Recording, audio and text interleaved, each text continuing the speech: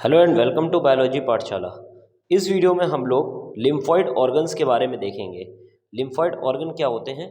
ऐसे ऑर्गन्स जो हमारे इम्यून सिस्टम में बनने वाली सेल्स को फॉर्म करते हैं, मींस बी और टी सेल्स का फॉर्मेशन करते हैं और क्या करते हैं, उनका मैचुरेशन करते हैं। मैचुरेशन का मतलब क्या होता है कि उनके ऊपर जो एंटीजेनिक रिसेप्टर्स होते हैं जिसके द्वारा वो किसी भी डिजीज़ को पता लगा सकते हैं, उनको फॉर्म करना उनके ऊपर, प्लस अगर वो मैच्योर हो जाएंगे उसके बाद उनके प्रोलिफरेशन करना, मीन्स उनके नंबर को बढ़ाना, उनको उनका डिफ्रेंशिएशन करना, मीन्स उनके फंक्शन को निर्धारित करना, और प्लस वो कहाँ पर फाइट करेंगे ये उनको बताना।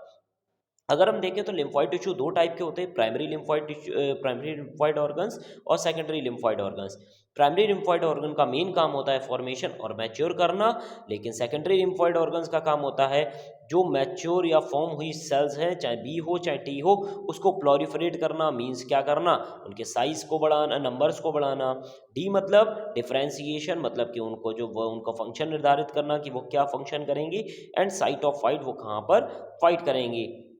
अगर हम बात करते हैं प्राइमरी लिम्फॉइड ऑर्गन दो टाइप के होते हैं, बोन मैरो और थाइमस होता है। फॉर्मेशन कहाँ होता है? बी और टी सेल्स का फॉर्मेशन होता है बोन मैरो में, जबकि थाइमस में किसी भी चीज़ का फॉर्मेशन नहीं होता, ना ही बी सेल्स का ना ही टी सेल्स का। अगर हम बात करते हैं मैचुरेशन की, तो मैचुरेशन बोन मैरो में किसका केवल मैचुरेशन होता है? बी सेल्स का, लेकिन टी सेल्स का जो मैचुरेशन होता है वो क्या होता है? थाइमस में होता है। इसीलिए टी सेल्स का मैचुरेशन स्कूल क्या बोलते हैं? थाइमस को बोलते हैं। तो thymus is also known as the maturation school of T cells.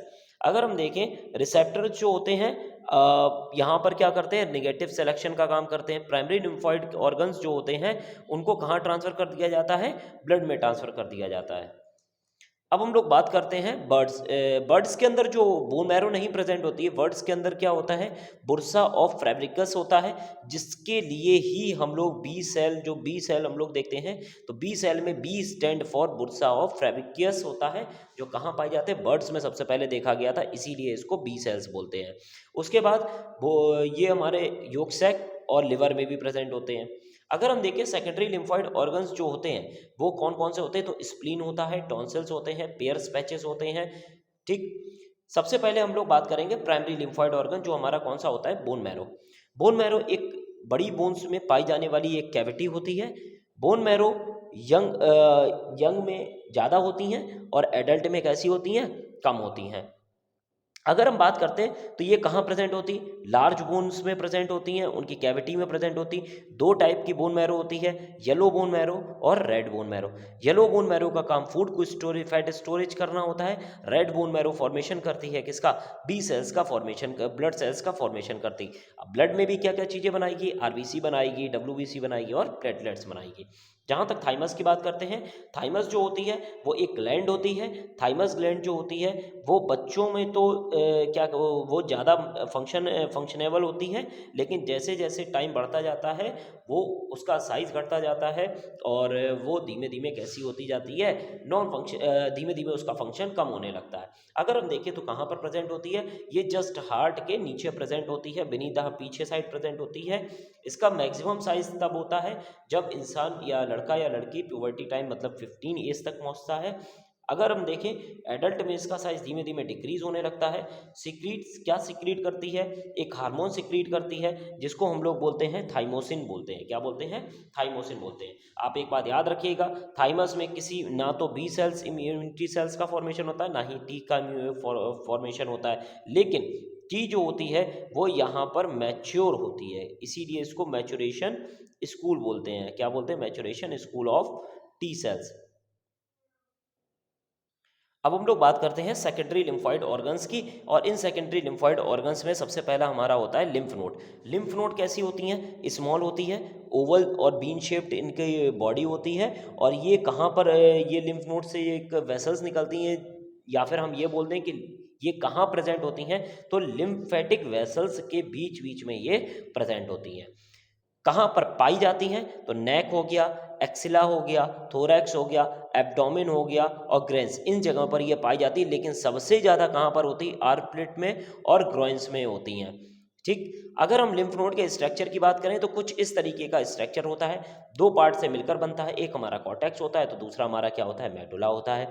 अगर हम देखें तो इधर अंदर साइड में एक पोर्शन होता है जहां से ये जो चीज़, ये जो पोर्शन है जैसे किडनी में होता है हिलस, सेम उसी तरीके से यहाँ पर भी पाया जाता है, जो दो चीज़ों का बना होता है, फाइब्रस और मस्कुलर टिश्यूज़ का बना हुआ होता है। ठीक है। और अगर हम देखें इसके बाहर की कवरिंग देखें तो इसके बाहर की कवरिंग को हम लोग बोलते हैं ट्रेबिक्यूल्स। क्या बोलते हैं, ट्रेबिक्यूल्स। आपको इतना नहीं याद रखना, मोस्टली आपको यहाँ से चीज़ें याद रखनी। अगर हम देखें तो कॉर्टेक्स वाले रीजन में फॉलिकुलर एग्रेशन होता है, जहाँ पर क्या पाई जाती हैं, बी सेल्स पाई जाती हैं। फॉलिकुलर एग्रेशन में कुछ नोड लाइक स्ट्रक्चर होते हैं, यही नोड लाइक स्ट्रक्चर जहाँ पर बी सेल्स पाई जाती हैं धीमे धीमे क्या करती हैं, उन सेल्स को मैच्योर करने का काम करती हैं।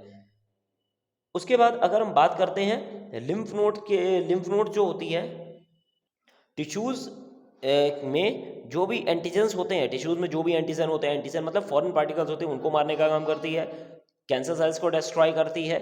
उसके बाद में कैंसर सेल्स को किसकी हेल्प से, प्लाज्मा सेल्स या फिर मैक्रोफेज सेल्स की हेल्प से डिस्ट्रॉय करती है। अब हम बात करते हैं स्प्लीन।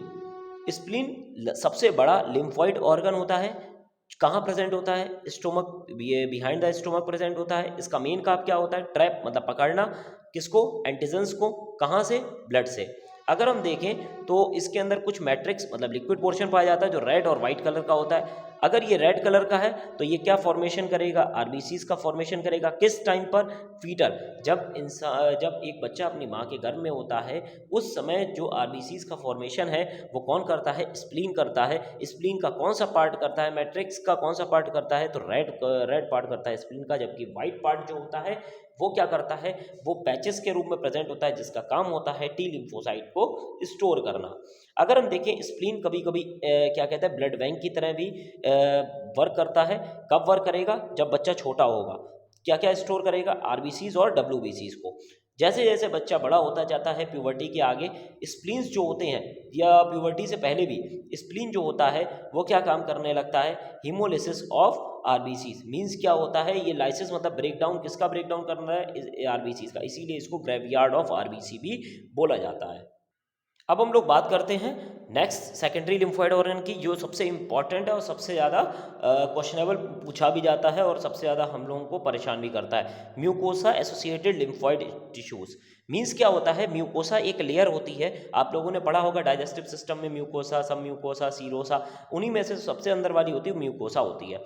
ऐसे म्यूकोसा की ऐसी लेयर जहाँ पर लिम्फॉइड टिश्यूज जो होते हैं वो एक गांठ बना लेते हैं, वहाँ पर कुछ चीज़ का फॉर्मेशन होता है या स्टोरेज होता है, हम वास्तव में कहें तो स्टोरेज होता है। ऐसी टिश्यूज़ को हम लोग बोलते हैं mucosa associated lymphoid tissue. Means ऐसे लिम्फॉइड टिश्यू जो कहाँ जुड़े हैं, म्यूकोसा की लेयर पर, जिसका शॉर्ट बोलते हैं हम लोग माल्ट। क्या बोलते हैं, माल्ट, MALT।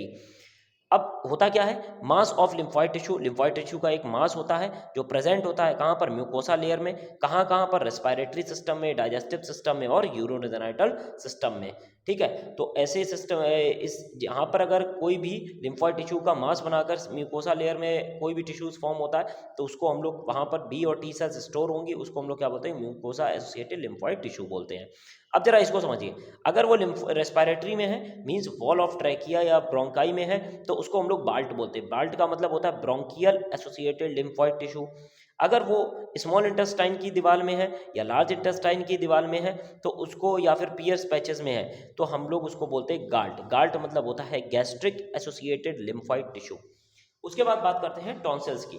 टॉन्सिल्स क्या होता है, मास ऑफ लिम्फॉइड टिश्यू। जो मास ऑफ लिम्फॉइड टिश्यू का मास होता है जो हमारे कहाँ पर प्रेजेंट होता है, बकल कैविटी के पास प्रेजेंट होता है। हम देखते हैं 3 टाइप के टॉन्सिल्स होते हैं। पहला टॉन्सिल्स होता है पैलेटाइन टॉन्सिल्स, दूसरा होता है फेरेंजियल टॉन्सिल्स, तीसरा होता है लिंगुअल टॉन्सिल्स।